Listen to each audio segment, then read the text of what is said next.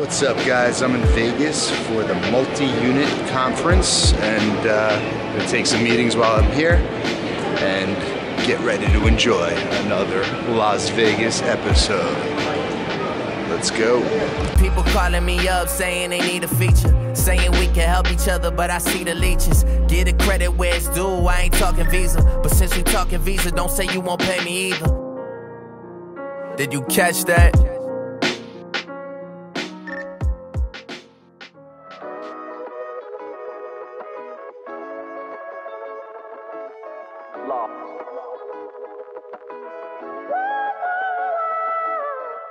What's up, guys? I'm in Las Vegas, Nevada, as if you couldn't tell, for the 2019 Multi-Unit Franchise Conference. I figured the best way to kind of start out is, what is a franchise? And Entrepreneur has this definition: a continuing relationship with a franchisor provides a licensed privilege to the franchisee to do business and offers assistance in organizing, training, merchandising, marketing, managing in return for a monetary consideration. Okay, so it's basically a type of a business relationship that the franchisor licenses everything I just mentioned to a franchisee to basically run a business. And franchises come in all different shapes and sizes. They're becoming a lot more popular in my world, which is, as you know, commercial real estate, more specifically the retail sector of commercial real estate. And I have really been doing franchise real estate transactions since the beginning of my career. The biggest, I guess, opportunity for me to actually dive into the world of franchising was when friends of mine found a concept. You may or may have not heard me speak about this, but they found a concept called European Wax Center. There were already existing franchisees of Massage Envy, which is a very popular franchise still to today, and they decided to partner with the founders of European Wax Center when they only had, I believe it was 2 locations in South Florida. They partnered up with them and decided that they were going to turn that concept into a franchise. I've had many experiences with franchising prior to that, but that was really the first franchise that I was working with from scratch. These same folks, shout out to Dave Long and Jerome Kern, also went on to start Orange Theory Fitness later on in and around about 2010, I would say. So my experience is all over the place in the world of franchising, but the point is that I've had opportunities to work with people and companies at all different phases of franchising, and I really enjoy it. So it's a little bit different when you're working for a corporate situation like we do with companies like Starbucks, where you're dealing with just their in-house real estate person and obviously the rest of their team, but you have a lead person that works for corporate, essentially responsible for your territory, and they are basically your single point of contact, and everything kind of goes through them since the company stores are corporately owned and it's not individual franchisees, right? So a little bit different than in other scenarios where you have, like I mentioned, Orange Theory Fitness is a good example, where you have area developers and then you have individual franchisees, and people like myself on the real estate side are working with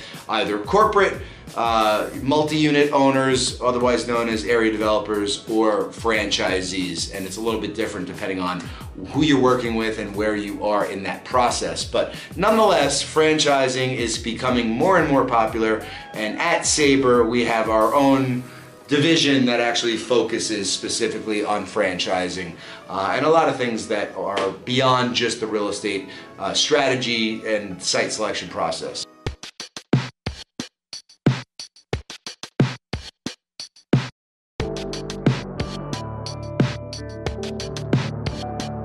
You guys are working on some new stuff. You want to tell me a little bit about that? No doubt. Yeah. Yes, these are exciting days. So teaming up, right? And Steve's background is more on kind of the QSR side, but just an outstanding record in terms of franchise development and sales. And my background coming more from kind of like the tech, venture capital, management consulting world, having spent the last 8 years in New York, we saw an opportunity to kind of team up to, again, kind of support and enable and advise these concepts that are kind of at that next stage of growth. So, the way we kind of look at the market is you have the groups that are, validating a concept, maybe 1 or 2 units, and then you have the groups that are repeating a concept right around, 6, 7, 8, 9, 10 units, and you have the groups that are really trying to scale, whether that's through a franchise model or not. And there are a lot of blind spots at those different kind of areas of growth, so we saw an opportunity to team up, apply some best practices, apply some resources to help emerging concepts, mostly in the fitness and wellness and fast casual, like kind of food and beverage, hospitality categories, and help these entrepreneurs and these founders achieve that next level of scale. So we're calling it Fit Well. Absolutely, it's a good fit. And working across that whole spectrum, whether it's a go-to-market strategy, whether it's about customer acquisition, whether it's about customer retention, strategic partnerships. Yeah, strategic partnerships, real estate, conversations like that, and how they go to market. And again, just trying to accelerate growth, help folks see around corners so they don't have to stumble over the same stuff that we've seen. I think you guys are going to be very busy, because in my world, when I'm dealing with franchisors, area developers, franchisees, all the way basically along the food chain, there's so many pain points along the way for every at every stage of growth. And I'm also focused on scaling concepts. And without those systems in place, and the capital, and making sure that these franchisees are actually right for a specific brand, and have the ability to open and thrive, I have no job, right? So, or I look really bad because I'm opening locations that are not doing well, and I know they're in good real estate, or at least if I've worked with them.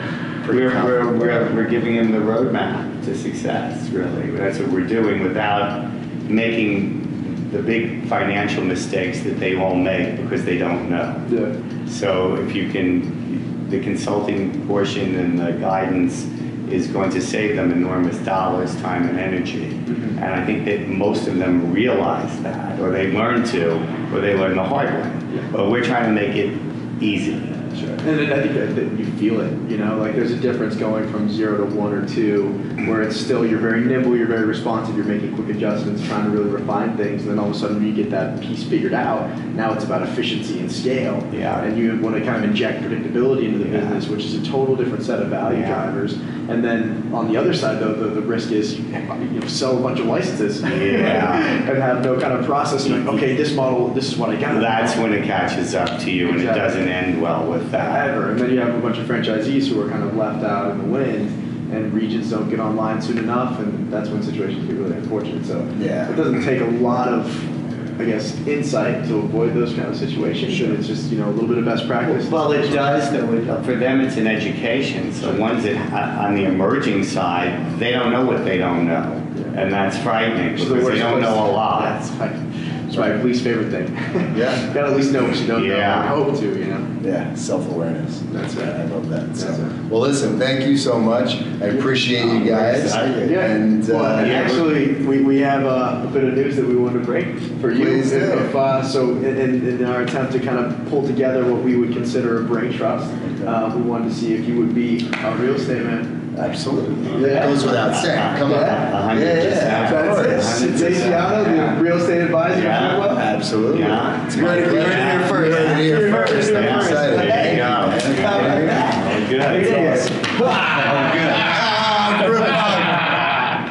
Good luck, boys. Happy days, man. Yeah. Thank you. I am extremely honored that Sabre is receiving the awards for Best Multifamily Deal in both Nassau and Suffolk counties this evening back in New York. I'm sorry that I can't be there. I had to be here. I know it's terrible, but back to you guys in New York.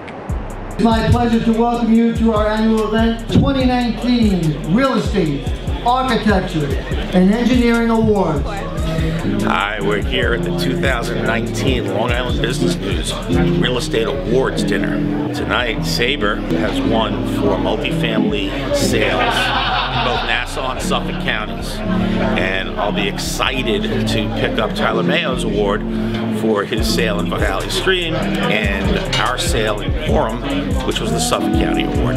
For closing the top multifamily sale in Nassau County, please welcome Tyler Mayo of Sabre Real Estate. In recognition of the top multifamily sale in Nassau County, please welcome Kenneth Breslin of Sabre Real Estate.